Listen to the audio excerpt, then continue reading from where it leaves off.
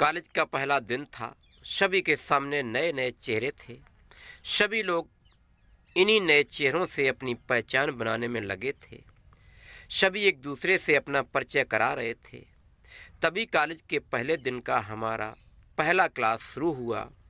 Class से पहले चल रहे इंट्रोडक्शन के इस सिलसिले को मैम ने और आसान बना दिया। उन्होंने आते ही सबसे पहले सभी को अपना इंट्रोडक्शन सबके सामने देने को कहा। सभी स्टूडेंट एक एक कर अपने बारे में बता ही रहे थे। तभी जैसे ही रमा ने अपने बारे में कहना शुरू किया, मानो उसी क्लास में बैठे नवीन की आंखें बस उस पर ही टिक गईं। नवीन बड़े ही गौर से रमा का इंट्रोडक्शन सुनने लगा और उसे एक टक देखने भी। रमा के बैठ जाने के बाद भी अब नवीन की नज़रें तो बस रमा पर ही टिक गई थीं।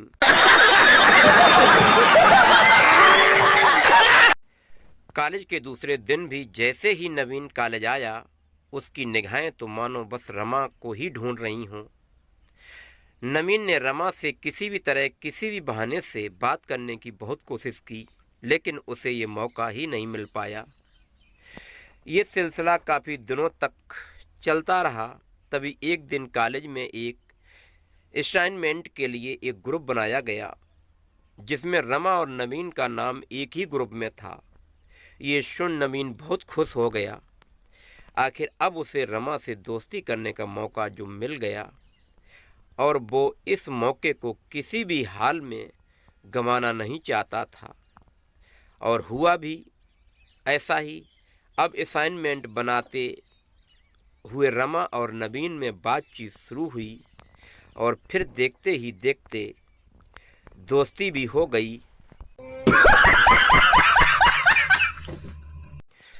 समय के साथ साथ अब रमा और नवीन काफ़ी अच्छे दोस्त बन चुके थे, लेकिन रमा और नवीन की दोस्ती धीरे धीरे कुछ ज़्यादा ही बढ़ने लगी। फिर एक दिन मौका देखकर नवीन ने रमा को प्रपोज कर दिया। रमा भी नवीन को मना नहीं कर पाई, क्योंकि कहीं न कहीं उसके दिल में भी नवीन के लिए प्यार वाली फीलिंग आ चुकी थी। अब दोनों दोस्त के साथ साथ लवर्स भी बन चुके थे, इसलिए कॉलेज के बाद भी दोनों का मिलना जुलना जारी रहा। अब तो पूरे क्लास को भी रमा और नवीन की लव स्टोरी के बारे में मालूम हो गया था। नवीन हमेशा रमा को महंगे महंगे गिफ्ट देता और रमा भी प्रोजेक्ट बनाने में नवीन की हेल्प करती।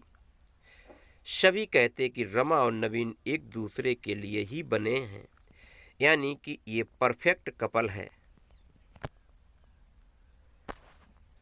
रमा भी हमेशा नवीन से शादी के लिए पूछती थी, तो नवीन हमेशा रमा को भरोसा दिलाता कि अब वो उसके बिना नहीं जी सकता।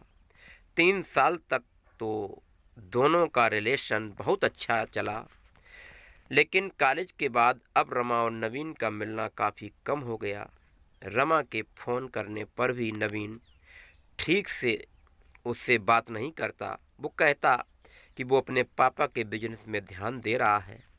हालांकि रमा ने अपने घर में भी नवीन के बारे में सब कुछ बताया था, इसलिए उसके घर वाले भी अब उस पर नवीन से शादी का दबाव बनाने लगा।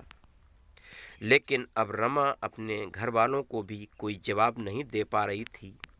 फिर एक दिन रमा नवीन के पापा के रेस्टोरेंट पर पहुंच गई, जहां उस वक्त नवीन नहीं था। तो रमा ने नवीन के पापा को कहा कि वो नवीन की फ्रेंड है और यहाँ से गुजर रही थी, तो यहाँ आ गई। नवीन के पापा ने रमा को बैठाया और वेटर से कुछ खाने पीने की चीज़ें लाने को कहा।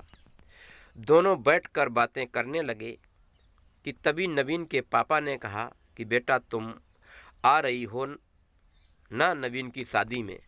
ये सुन तो मानो रमा को अपने कानों पर विश्वास ही नहीं हुआ। उसने फिर से पूछा, तो उन्होंने कहा कि हाँ, नवीन की शादी है अगले महीने और उसी की तैयारी में लगा है। बहुत खुश है वो आखिर अपनी पसंद की लड़की से जो शादी कर रहा है। दोनों स्कूल टाइम से ही एक दूसरे को जानते हैं। ये सुन अब रमा बिल्कुल निशब्द हो गई और वहाँ से निकल पड़ी। घर आकर रमा सीधे अपने कमरे में गई और खुद को कमरे में बंद कर घंटों रोई। रमा ने अपने पापा और मम्मी को इस विषय में बताया तो उन्होंने रमा को किसी तरह समझाया कि ज़िंदगी में अब तुम्हें आगे बढ़ना चाहिए और भविष्य के बारे में सोचना चाहिए। जो गुजर गया वो गुजर गया, अब उसके बारे में सोचकर अपनी आगे की ज़िंदगी खराब मत करो।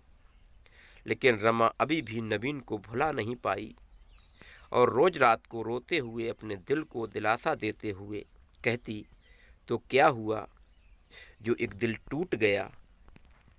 दोस्तों, आपका प्यार हमेशा सफल और सच्चा हो ये ज़रूरी नहीं होता। कई बार लोगों को प्यार में धोखा भी होता, लेकिन इसमें कहीं न कहीं कमी आपस में भी रही होगी। जो आपने ऐसे इंसान से प्यार किया जो आपके लिए था ही नहीं, कहीं न कहीं इंसान को परखने में गलती आपसे भी हुई होगी। Thanks for watching. तैयार रहिए अगली कहानी सुनने के लिए। साथियों, चैनल को सब्सक्राइब कर लें।